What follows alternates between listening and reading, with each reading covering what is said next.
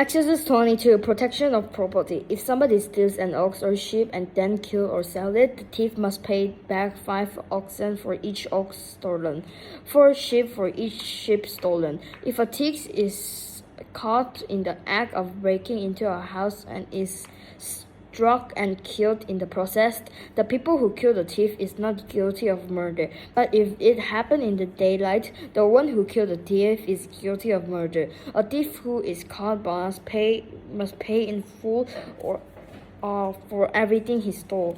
If he cannot pay, he must be sold as a slave to pay for his theft. If someone steals an ox or a donkey or a sheep, and it is found in the thief's possession, then the thief must pay double the value of the stolen animal. If an animal is grazing in a field or vineyard, and the owner lets it stray into someone else's field to graze, the animal's owner must pay compensation from the best of his own grain of grapes. If you are burning thorn bushes and fire get out of control and spread into another person's field, destroying the sheaves or uncut grain or the whole crop, the one who started the fire must pay for the lost crop.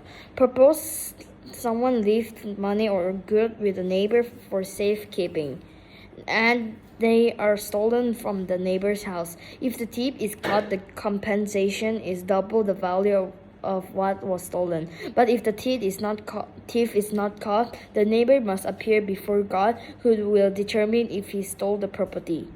Suppose there is a dispute between two people who both claim to a particular ox, donkey, sheep, article of clothing, or any lost property. Both parties must come before God, and the person whom God declared guilty must pay double compensation to the other. Now suppose someone leave a donkey, ox, sheep, or any other animal with a neighbor for safekeeping, but it dies or is injured or is taken away, and no one sees what happened. The neighbor must then take an oath in the presence of the Lord. If the Lord confirms that the neighbor did not steal the property, the owner must accept the verdict and no payment will be required. But if the animal was indeed stolen, the guilty people must pay compensation to the owner. If it was torn to pieces by a wild animal, the remains of carcass must be shown as evidence, and no compensation will be required. If someone borrows an animal from a neighbor and it is injured or dies when the owner is absent, the person who borrowed it must pay full compensation. Compensation is required, and no compensation is required if the animal was returned, for this loss is covered by the return fee. Social responsibility. If a man seduces a virgin who is not engaged to anyone and has sex with her, he must pay the customary bride price and marry her. But if her father refuses to let him marry her, the man must still pay him an amount equal to the bride piece of virgin. You must not allow sorcerers to live. Anyone who has sexual reaction with an animal must certainly be put to death. Anyone who sacrifices to any god other than the Lord must be destroyed. You must not mistreat or oppress foreigners in any way. Remember you yourself were once foreigner in the land of Egypt. You must not exploit a widow or an orphan. If you exploit them in any way and they cry out to me, then I will certainly hear their cry. My anger will blaze against you, and I will kill you with the sword. Then your wives will be widows, and your children fatherless. If you lend money to any of my people who are in need, you do not charge interest as a money lender would. If you take a neighbor cloak as security for a loan, you must return it before sunset. This coat may be the only blanket your neighbor has, and how a person sleep without it. If you do not return it and your neighbor cries out to me for help, then I will hear, for I am merciful. You must not dishonor God or curse any of your rulers. You must not hold anything back when you give me offering from your crop and your wine. You must give me your firstborn sons. You must also give me the firstborn son of your cattle, sheep, and goat. But leave the newborn animal with its mother for 7 days. Then give it to me on the 8th day. But you must be my holy people. Therefore, do not eat any animal that has been torn up and killed by wild animals. Throw it to the dogs. You must not pass along false rumors. You must not cooperate with devil people by lying on the witness stand. You must not follow the crowd in doing wrong. When you are called to testify in a dispute, do not be swayed by the crowd to twist justice, and do not slant your testimony in favor of a person. Just your testimony just because that person is poor. If you come upon your enemy's ox or donkey that has strayed away, take it back to its owner. If you see the donkey of someone who hates you has collapsed under its load, do not walk by. Instead, stop and help. In a lawsuit, you must not deny justice to the poor. Be sure never to charge anyone falsely with evil. Never sentence an innocent or blameless person to death, for I never declare a guilty person to be innocent. Take no bribes, for a bribe makes you ignore something that you clearly see. A bribe makes even a righteous person twist the truth. You must not oppress foreigners. You know what it's like to be a foreigner for yourselves were once foreigner in the land of Egypt. Plant and harvest your crops for 6 years, but let the land be renewed and lie uncultivated during the 7th year. Then let the poor among your harvest wherever goes on its own. Leave the rest for wild animals to eat. The same applies to your vineyard and olive groves. You have 6 days each week for your ordinary work, but on 7th day you must stop working. This gives you ox and your donkey a chance to rest. It also allows your slaves and the foreigners living among you to be refreshed. Pay close attention to all my instructions. You must not call on the name of any other gods. Do not even speak their names. 3 annual festivals. Each year you must celebrate 3 festivals in my honor.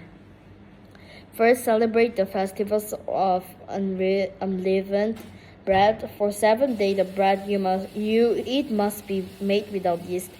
Just as I commanded you, celebrate this festival annually at the appointed time in early spring, in the month of Abib, for that is anniversary of your departure from Egypt. No one may appear before me without an offering. Second, celebrate the festival of harvest. When you bring me the first crop of your harvest, finally celebrate the festival of final harvest at the end of the harvest season, when you have harvested all the crop from your field, and this 3 times each year. Every man in Israel must appear before the Lord. If you must not offer the blood of sacrificial offering together with any baked good containing yeast. And do not leave the fat from the festival offering until the next morning. As you harvest your crops, bring the very best of the first harvest to the house of the Lord your God. You must not cook a young goat in its mother's milk. A promise of Lord's presence. See, I am sending an angel before you to protect you on your journey and lead you safely to the place I have prepared for you. Pay close attention to him and obey his instruction. Do not rebel against him, for he is my representative,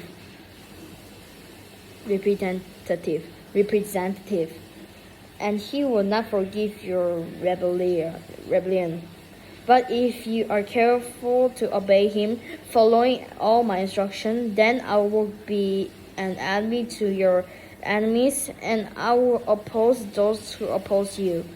For the angel will go before you and bring you into the land of Amorites, Hittites, Perizzites, Canaanites, Hivites, and Jebusites, so you may live there, and I will destroy them completely. You must not worship the God of these nations or serve them in any way or imitate their evil practice. Instead, you must utterly destroy them and smash their stark pillars. If you must serve only the Lord your God. If you do, I will bless you with food and water.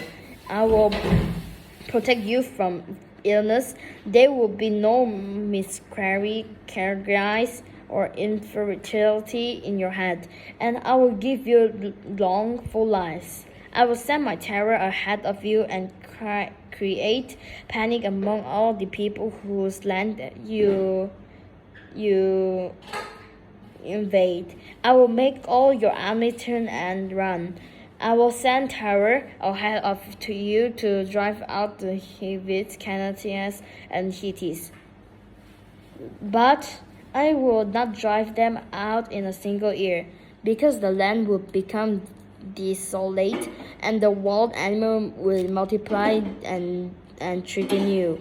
I will drive them out a little at a time until your population has increased enough to take possession of the land. And I will fix your boundaries of the Red Sea to the Mediterranean Sea, and from the eastern wilderness to the Euphrates River. I will hand over to you the Egypt now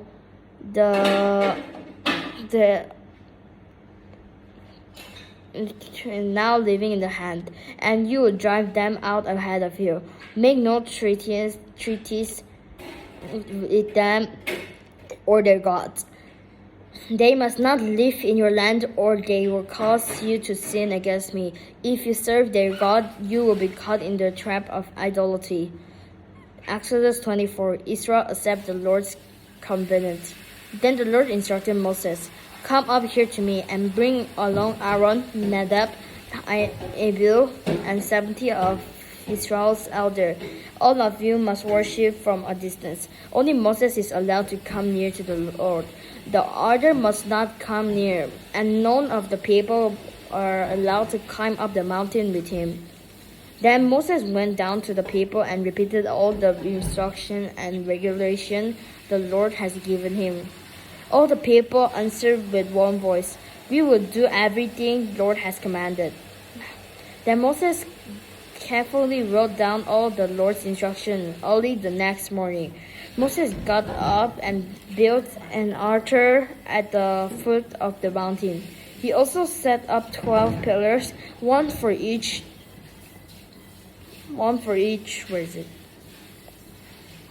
of the 12 tribes of Israel. Then he sent some of the young Israel's men to present a burnt offering and to sacrifice bulls as peace offering to the Lord. Moses drained half the blood from this animal into the basin. The other half he splattered against the altar. Then he took the book of the covenant and read it aloud to the people. Again they all responded, "We will do everything the Lord has commanded. We will obey." Then Moses took the blood from the braces and splattered it over the people, declaring, "Look, this blood confirms the covenant the Lord has made with you in giving you this instruction." Then Moses, Aaron, Nadab, Abihu, and the 70 elders of Israel climbed up the mountain. There they saw the God of Israel. Under his feet seemed to be a surface of brilliant blue lapis lazuli, as clear as the sky itself.